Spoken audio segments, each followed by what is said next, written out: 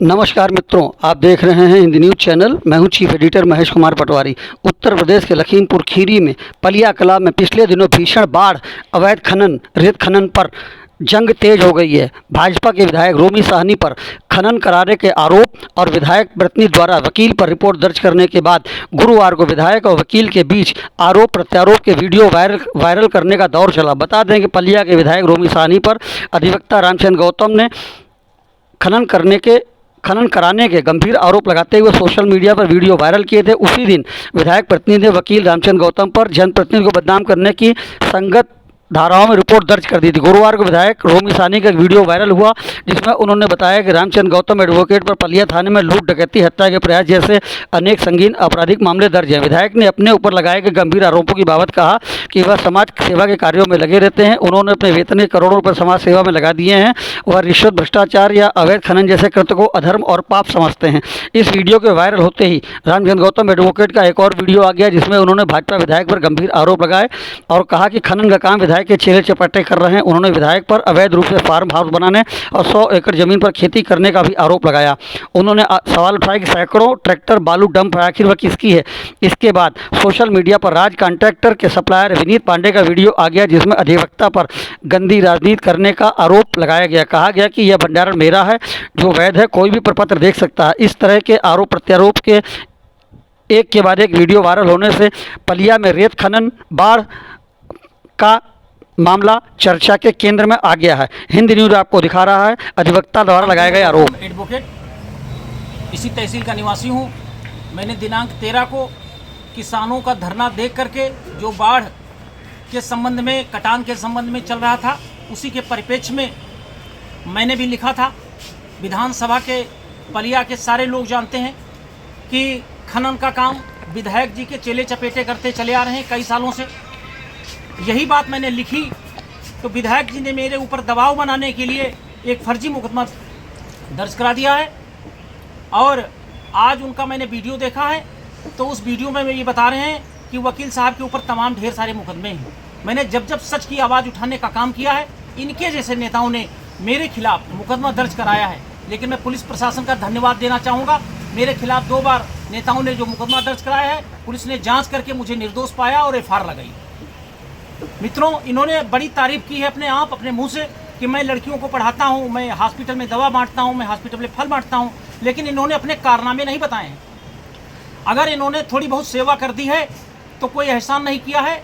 इनकी विधायक निधि आती है, उस विधायक निधि का पैसा अगर ये जनता पर थोड़ा बहुत खर्च कर देंगे तो कोई एहसान की बात नहीं होगी। इन्होंने अपनी प्रशंसा करते हुए अपने कारनामों पर जिक्र नहीं किया है। मैं आपको बताना चाहूँगा कि अभी मुजहा के प्रधान जो गोरे हैं, उनकी 17 एकड़ ज़मीन उनके भाई को बहला फुसला करके कौड़ियों के भाव इन्होंने ले ली है। जो ज़मीन बंटवारे में, बहमी बंटवारे पर प्रधान जी को मिली थी, प्रधान जी की ज़मीन पंजाब में उनको मिली थी, उन्होंने यहाँ इनको ज़मीन दे दी थी। इन्होंने पंजाब से बुला के कौड़ियों के भाव इन्होंने ज़मीन ली है। सारी पलिया जानती है कि जहाँ पर इनका आवास बना है वो कैसे बना है, ये बताने की मित्रों ज़रूरत नहीं, पूरी पलिया जानती है। और मैं ये कहना चाहूँगा कि इन्होंने एक फर्म बनाई है। फर्म में 100 एकड़ इन्होंने ज़मीन खरीदी है। फर्म बनती है मित्रों सोशल वर्क करने के लिए, खेती करने के लिए नहीं होती है। लेकिन ये खेती कर रहे हैं उस 100 एकड़ ज़मीन में। मैं विधायक जी से पूछना चाहता हूं कि आप जनता की सेवा करने आए थे या फार्म बनाने आए थे यहाँ पर।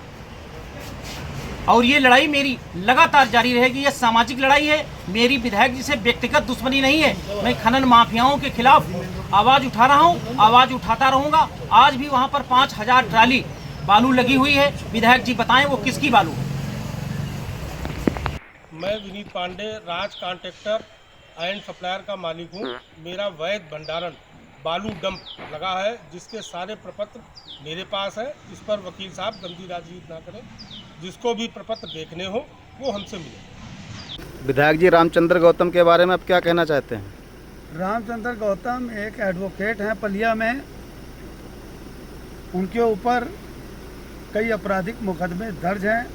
शांति भंग, धमकाना, मारपीट, डकैती, बलवा, गैर इरादतन हत्या, अवैध रूप से बंधक बनाने का आरोप है। ये सब संगीन धाराओं में इनके खिलाफ पलिया में, कोतवाली में मुकदमे दर्ज हैं। जहाँ तक सवाल है, इन्होंने मेरे ऊपर आरोप जो लगाए हैं वो सब निराधार हैं, झूठ हैं। आप सब जानते हैं, पूरा ज़िला जानता है, पूरी बलिया का बच्चा जानता है, पूरा उत्तर प्रदेश जानता है। मैं पूरी ईमानदारी से अपने क्षेत्र की जनता की सेवा कर रहा हूँ। आज 13 साल हो गए हैं पूरी ईमानदारी के साथ गरीब बेटियों को पढ़ाना, गरीब बेटियों की फ़ीस जमा करना, गरीबों का इलाज कराना, अस्पतालों में जाना, गरीब को कोई परेशानी हो तो उसके साथ खड़े हो जाना। यही मेरा जीवन है और यही मेरे जीवन का लक्ष्य है। मैं गरीबों की मदद करता हूँ, थानों में न्याय दिलाना, तहसील में न्याय दिलाना, गरीब के हर दुख सुख में उसके साथ खड़ा रहना, यही अपना कर्तव्य समझता हूँ, यही ड्यूटी समझता हूँ। रही बात जो इन्होंने आरोप मुझ पे लगाया है, ये बिल्कुल झूठ है। खनन में पैसा लेना तो दूर रहा, जब मैं अपना वेतन तक नहीं लेता हूँ, वेतन भी गरीबों में बांट देता हूँ। आज 13 वर्ष हो गए, मुझे तनख्वाह मिलती है, करोड़ों रुपए तनख्वाह मिली, मैंने 10 पैसे भी अपने घर में नहीं इस्तेमाल किए, सब गरीबों में बांट दिए। तो तू पैसा लेने का कोई औचित्य नहीं है। और मैं ये रिश्वत लेना, कमीशन लेना, इसको पाप समझता हूँ, इसको अधर्म समझता हूँ, इसको लेना गऊ का मांस खाने के बराबर समझता हूँ। मैं इनके आरोपों को पूरी तरीके से नकारता हूँ। ये झूठे आरोप हैं, ये तथ्य से परे हैं, इनकी कोई सच्चाई इसमें नहीं है। धन्यवाद विधायक जी। एक तरफ यह झड़प जारी है, वीडियो वार जारी है, अधिवक्ता, विधायक और कॉन्ट्रैक्टर के वीडियो आने के बाद असल सवाल फिर भी जिंदा है कि आखिरकार उत्तर प्रदेश के लखीमपुर खीरी जिले के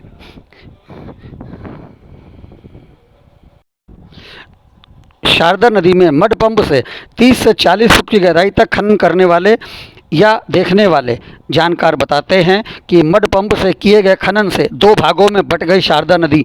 एक शारदा पुल के नीचे आधे हिस्से में बह रही है, दूसरी अतरिया के पास तेज प्रवाह में बह रही है। और यह जग जाहिर है कि अतरिया के पास ही सबसे ज़्यादा तबाही हुई है। इलाके के जागरूक लोगों ने शारदा में मड पंप से किए जा रहे खनन के वीडियो भी पिछले महीनों में जारी किए थे। यदि उसका संज्ञान लेकर होती कार्रवाई तो पलिया शहर की यह दुर्दशा नहीं होती। पलिया में आखिर बाढ़ आने के असल कारण क्या हैं, इसकी जांच कौन करेगा, जनप्रतिनिधि जिम्मेदार हैं या नहीं, यह तो अलग बात है। लेकिन पलिया में बाढ़ आई, आम आदमी फंस गया, आम आदमी की हुई तबाही। आखिर कौन जिम्मेदार है पलिया शहर में आई इस बाढ़ का? बताते हैं कि पलिया में बाढ़ को लेकर खनन पर ज़्यादा आरोप है कि अवैध खनन है। इसको लेकर जब जिलाधिकारी आई उस समय भी चर्चा हुई कि अवैध खनन के आरोपी अब क्या करेंगे। दूसरी तरफ सभी अधिवक्ता, विधायक प्रतिनिधि और कॉन्ट्रैक्टर एक दूसरे पर लगा रहे हैं आरोप, लेकिन सच्चाई यह है कि अवैध खनन के कारण शारदा नदी की जलधारा ने बरपाया है कहर। हजारों घर हुए बेघर, हजारों एकड़ फसल हो गई नष्ट, तमाम नुमाइंदे मौन। आखिर अवैध खनन क्यों और कैसे हो रहा था, इसकी जिम्मेदारी लेने वाला कोई नहीं। सच तो यह है कि इस बार पलिया में शारदा ने खूब कहर बरपाया है। इसके बारे में कहीं कोई बातचीत नहीं हो रही है। मड पंप से बालू निकालते हैं सर, 70 फीट गहरा खोद कर देते हैं वहाँ पे। और क्या मड पंप से, और क्या खाली पड़ी है नदी, तो खाली पड़ी, इधर पोखर धार कर दी है। और आवाज कोई उठाता है सर कोई आवाज उठाता है उसके खिलाफ कार्रवाई करते हैं ये। हाँ आपके ये है मड पंप, इसी से बालू निकाली जाती है पानी के अंदर से, और इससे बालू निकाल के कम से कम 70 फीट गहरा कर देते हैं। और यहाँ की एरिया इसी से ख़राब की गई है। आज है 7वां दिन नदी में पानी आए हुए, और इस तरीक़ा से कि जो खुदाई हो रहा है तो यहाँ पे कैसे खुदाई करते हैं आपको वो दिखाऊंगा। मशीन कौन सी कितनी मशीन चलते हैं पानी के अंदर, वो डाल के पंप जैसे पानी निकालते हैं, और उसे पंप डाल के तब वो निकालते हैं रेत। और वो हमारे लोगों के लिए, सबके लिए, हमारे लिए अकेले नहीं, सबके लिए खतरा है, क्योंकि पड़ोस में गांव है।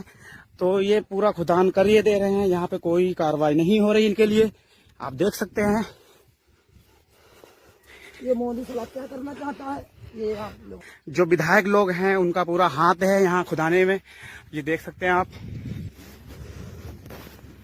तो जैसा कि हमने बताया था कि पानी में स्टीमर डाल के और हेड पंप की तरह वो रेत निकालते हैं अंदर से।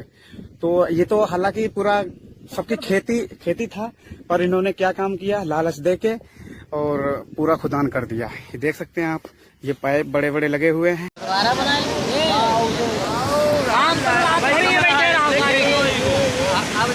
जो मट्टी है वो डायरेक्ट बंदी जी